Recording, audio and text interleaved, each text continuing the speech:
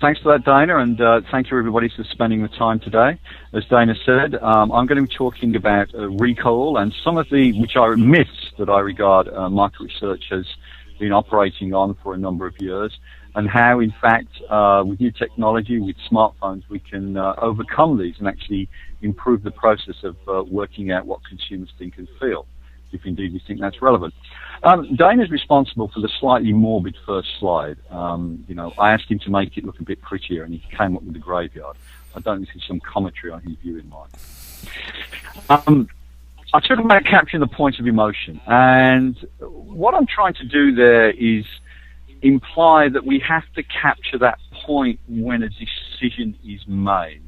The behavioral economics people, which you might have heard of, a guy called Kahneman in a book called Thinking Fast, Thinking Slow, talks about fast and slow cognitive processes.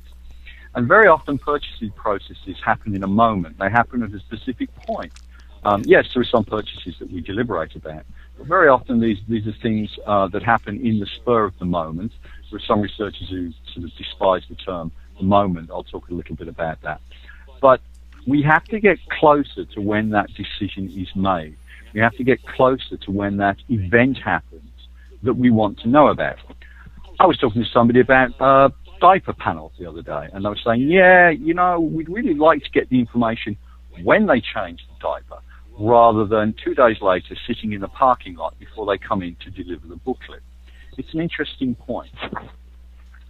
As I said, I was at a conference, and the speaker previous to me, I was giving this talk, talked about the myth of the moment, and how really by using these in-depth processes after people had made a decision that you were trying to find out about, they could find out about, what was really going on in their minds.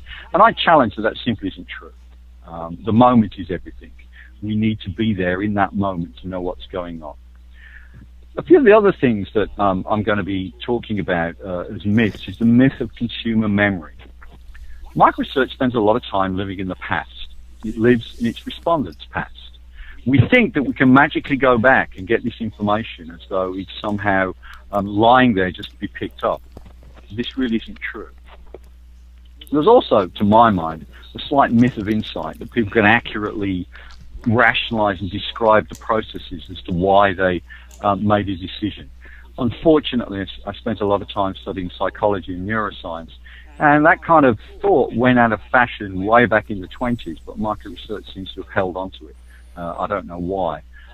More recently, as I said previously, the behavioral economics guys, and I'd encourage you to read people like Daniel Airy and Kahneman, have been pointing out that, there are specific thought processes that really are very different and really do imply that we don't have some insight to.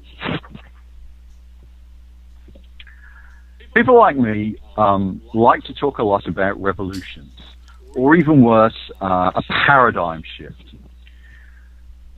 I'm not a big fan of the term paradigm.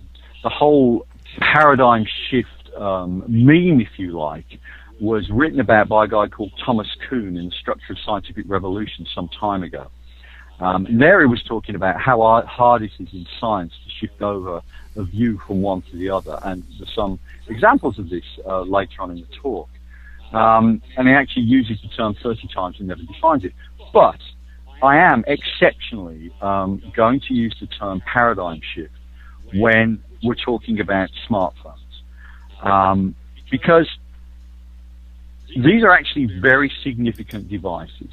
They are becoming integrated into a lot of people's lives, and they are changing, and I'll show this later, the way people behave.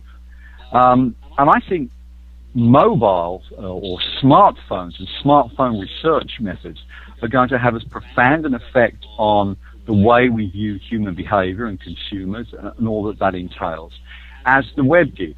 Now, I'm old enough, sadly, to have actually used the web before it was called the web, when it was called Usenet, and it was run by somebody called the Defense Advanced Research Projects Agency, DARPA, and see that morph into the modern internet.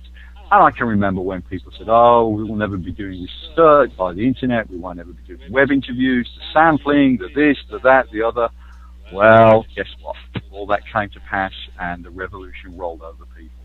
And I think the smartphone revolution is exactly the same.